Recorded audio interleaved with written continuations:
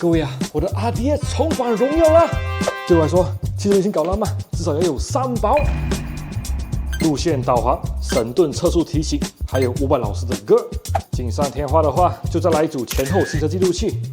想要更贴近完美，那就让以上这些功能一次过，整合在这个7寸大荧幕里，舒服舒服。呜呼，这才是桃旅 RDS 该有的样子。这荧幕够大，超爽的。哇！大家好，我克里斯，今天又来改车啦。之前呢，我就说要把这台光阳 RDS i65就是慢慢往浪漫远征潮流定位去改造。所以呢，有样东西是绝对必改。不是扩充容量空间，也不是动力性能升级，而是一套整合型的记录器、导航、音乐、巴拉巴拉之类的各种功能。重点是操作要直觉，画面又要酷炫的 CarPlay 系统。因为当一台车开始有远征的野心，其实想要专注的去享受旅程的话，那资讯整合就是一切。You can trust me on that。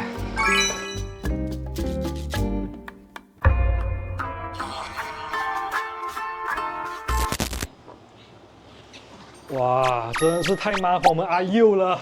就这一组这个 CarPlay 是吗？好像是第一次有人装在这种速达的车上哎，因为它原本是装在挡车上。没错，因为我很赶那些有的没的，像速达的那个走线就是一个很大的难题。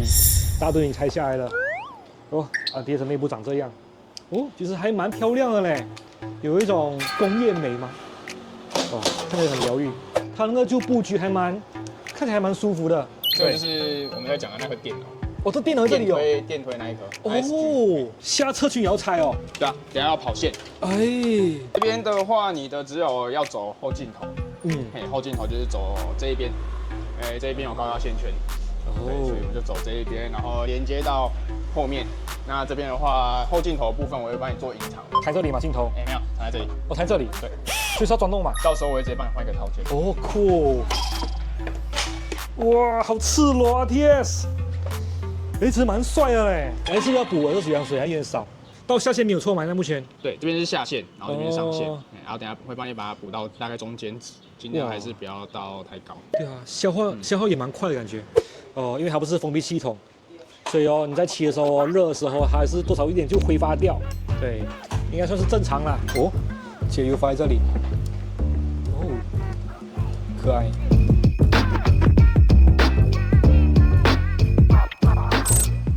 目前的流程呢，就是先处理好我们的前后行车记录器，再来取电，然后再来最终还是我们的主角CarPlay 7寸大萤幕。这是原本的前小盾，现在已经换成已经钻孔了的。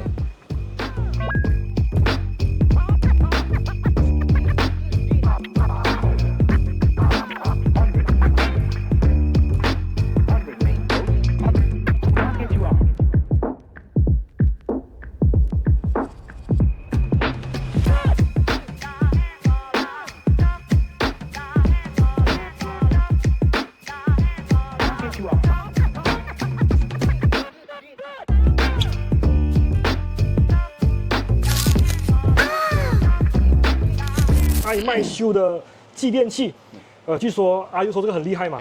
它本身是防水防火啦。哦。然后有一些防呆的装置，然后有一个自负的保险丝。那它比较特殊的是可以1对多，它可以避免说破坏你原厂的线组。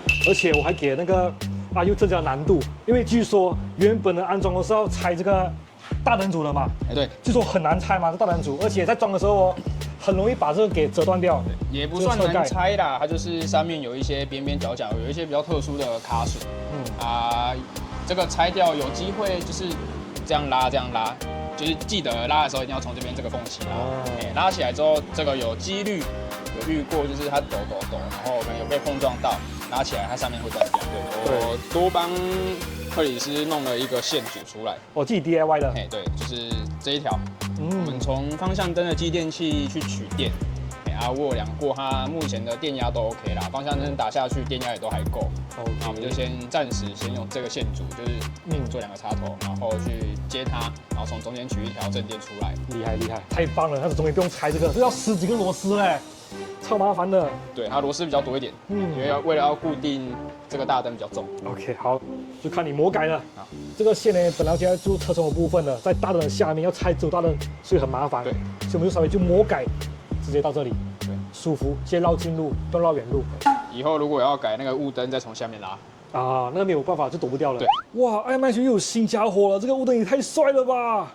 完全填补了原厂这一块突突的地方。哇，有时间去搞一搞。哇，我快去远征的，不来得及吗 ？OK， 现在把我们继电器安装上我们的电瓶的正极，正极有2条线，然后负极就1条线。啊，正极多那个黄色线呢，就是让它可以在休眠模式的时候4小时以内可以迅速开机。来测试看能不能通电。我们打开电门了。对，打开电门。喂，哦，没错，感觉一切正常。哦，它是行车记录器已经开始录了已经。哎呦，有呢，还可以监看呢。这边等一下线我会整理一下，然后之后把这个主机架到上面，然后壳先盖回去。哦，就结束了。差不多了。这个是精明的电脑。嘿，哇，好大颗哦。后面这个是 ISG。哦，你跟它是电推系统。对，对，都好大颗哎，都不少钱嘛。对，都蛮贵的。还好，听说保护都很多，保护有4年到5年。哦，保护4年。哇，这个线不好长呀，它根本没有留那个缝哎，它给我密合了这里，还是可以稍微破坏也是可以啦。看你们喜欢破坏，就是尽量能塞就塞。只是它几乎是没有缝哎，就它刚好有一个小缝，可以试试看，还行。所以这种线路被挤压也是 OK 的，因为它这边刚好有一个小缝，那它以它线的宽度来讲，它不会整个夹住。它如果整个夹住都不行，我们就会小修一下。但是它这个缝隙，刚才目前看起来是刚刚好，还有一点空间可以做移动，所以它应该不太至于会到把它夹断。原本我的想法是这边要做一个横杆，对，然后还有一个夹具，它原本是做夹具的设定。那如果说它把夹具夹在这边，再接上你的 CarPlay。那会挡到原本的仪表板就是你的一些资讯啊，水温还是汽油，然后或者是公里，就会被它挡住。是跑这一边直接跑过油杯，这样下来，然后到时候从这边进去，这样是最理想的。然后右边比较不太建议嘛，右边。对，因为右边还有你要控制油门，然后如果装在右边的话，可能就不顺手。哦，也是。哇，跟得够细节哦，那又，哇，不愧是职人，哇，超大一捆哎。哦，龙头转也没有问题。对，大概这边我先把它固定住了。要不然它原本会去磨到它的边缘的地方，它这样转是 OK 的，刚好塞得下。然后这是前镜头的线，对，这是前镜头的。OK， 要上大盾了，最后一个连接 ，OK， 接上了。没有被堵车的感觉，没有被冲开的感觉，没有 OK， 刚刚好。哦。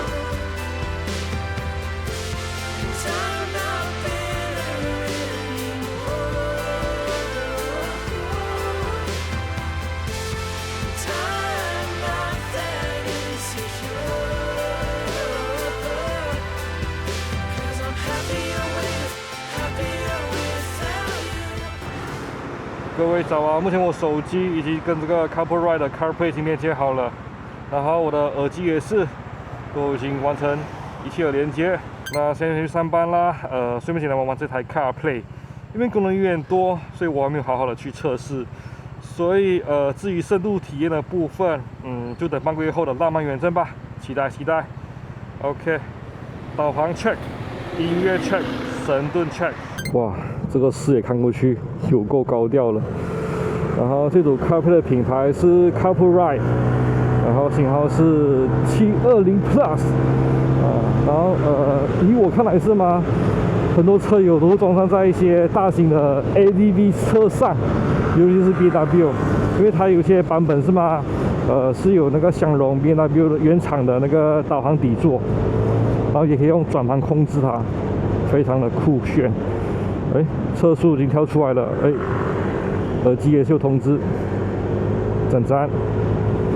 我觉得这个 CarPlay 好像也是最近不到1年才开始整合这个神盾进 CarPlay 吧，就要把你的手机跟到最新的作业系统然后神盾也是更新到最新的版本就可以召唤出这个神盾在CarPlay里面。哇，这个荧幕实在有够清晰的。听个歌，500毫时，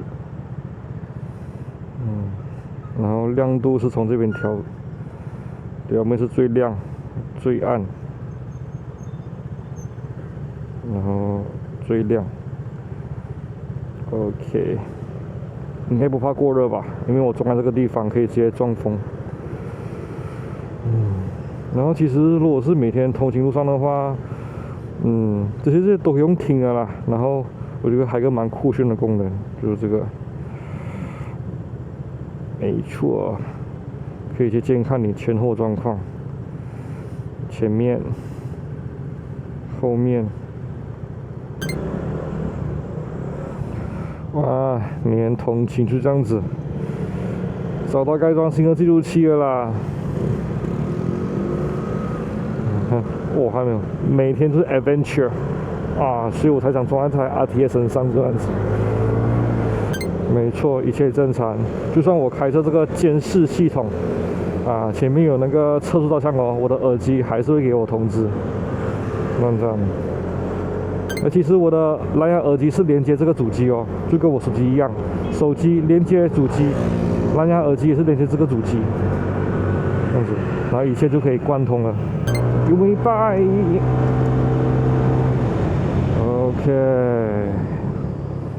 不得不说啊，不知道为什么我这台 RT 的油耗好像有变高了呢？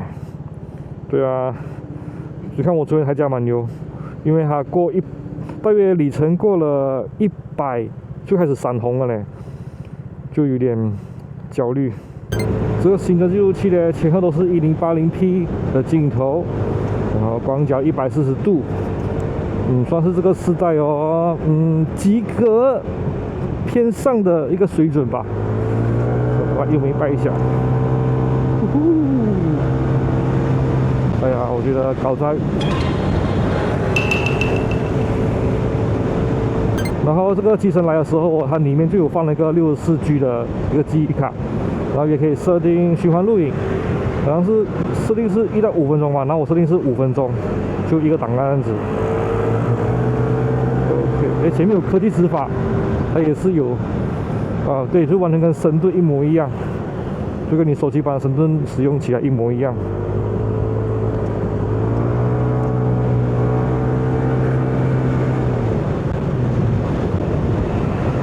真的还蛮不错哎，就是可以监控后车的状况。有些等红灯的时候也很方便啦，就怕后方会有车来追撞。